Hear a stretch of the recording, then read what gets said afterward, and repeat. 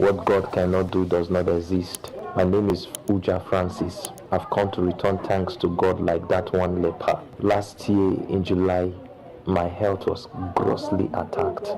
It all started just one day on the 17th of July. I had a strange voice say to me, "I'll kill you by this time tomorrow." And the following morning, I lost all the strength in my body. My wife called a nurse and she quickly came, administered some treatments.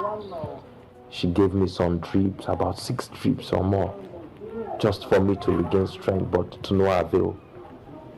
I was losing strength. I was extremely dizzy. I could not walk.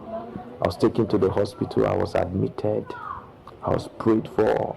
I wasn't getting better. I came back again to the house. A few days later, they were treating malaria. I wasn't getting better. I was taken to the hospital. They conducted a more comprehensive test, but they found nothing wrong with me. At a point, they even invited the neurologist from Federal Medical Center, Kefi, to come and check on me because I was admitted in a private hospital. He came, checked, and said, "Is there nothing wrong with this guy?"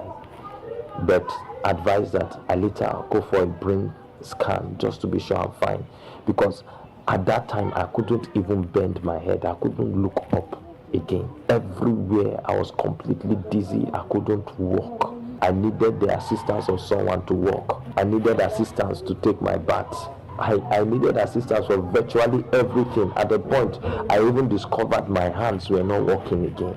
If I tried to walk and I tried to read something written like an advert or a signpost, I would discover that the letters were jumping. My sight wasn't steady. All hell broke loose over my life. But we kept on praying on the fire altar. Every morning I was praying and I was partaking of communion on the altar, trusting God for divine intervention.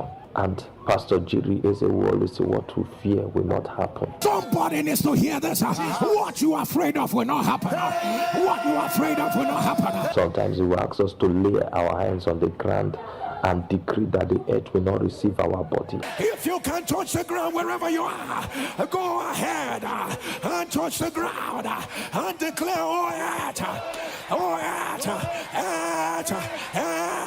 hear me as I hear the Lord. You will not receive my body, all the bodies, all my loved ones, until I say so."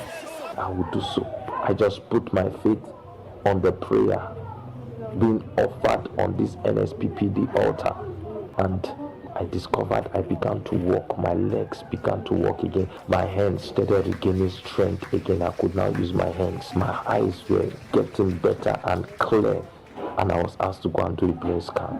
I was too scared of what the outcome would be, but in faith I decided to write my testimony on a paper on how that I went for a brain scan. I wrote a brain scan result for myself in faith and concluded that it was normal, and I was bringing it to the fire altar every day, praying on it. The remaining communion, I'll pour it on it. And when I eventually went for the brain scan, they did the scan and it was normal. I want to thank God. I want to return all the praise to God.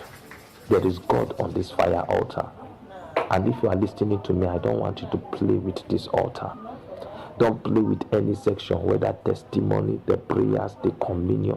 Don't play with it. I saw the power of God through communion on this altar, and I want to encourage you never to play with it.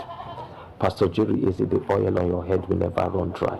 Pastor Jerry is you keep taking bullet for all of us every day. The Lord will continue to honor you. The oil on your head will never be contaminated. And as we video celebrate our God, celebrate.